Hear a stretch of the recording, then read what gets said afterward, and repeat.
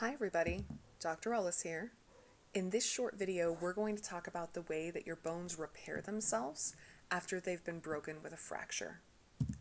When we talk about the process of bone fracture repair, this is something that can take at least months, depending on your age, sometimes as long as a year. When we're repairing bones, the first thing that happens right after a fracture is the development of a hematoma. Now, you would know hematomas, maybe in more normal words, as a bruise. Almost immediately at the site of a fracture, lots and lots of blood will rush to the area. Remember that blood is filled with oxygen and nutrients.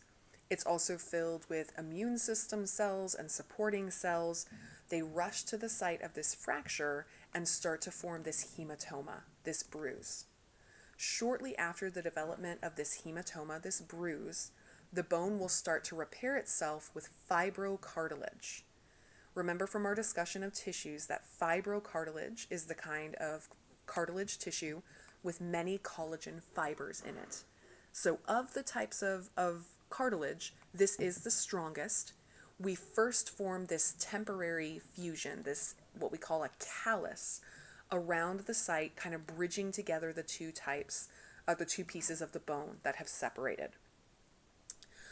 Shortly after we've connected the bones together again with fibrocartilage, we're then going to work on forming what's called the bony callus.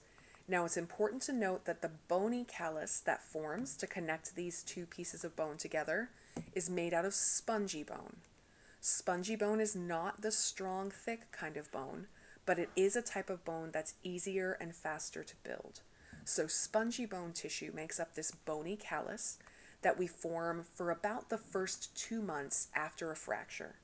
Slowly over time, we'll work on remodeling that bony callus, replacing that spongy bone tissue with compact bone tissue. So the process of bone remodeling will occur almost indefinitely, first to get rid of the spongy bone and put down compact bone, and ultimately to try to get that compact bone to be completely continuous with the remaining bone tissue. Notice on my x-ray here, we can tell a difference between first having that fibrocartilage callus that we form very quickly after a fracture. As we get to about 6 months later, you can see that there's still a little bit of space in between these bones. This would be when we have more of a spongy bone connection as opposed to a compact bone connection.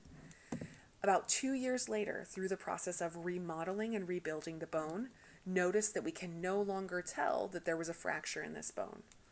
But I want to point out something for us. We can't tell there was a fracture, but notice that we can see this little floating line right here, and we can see this little floating line right here. This is an example of a patient who still has growth plates, who still has cartilage holding together their parts of their bone.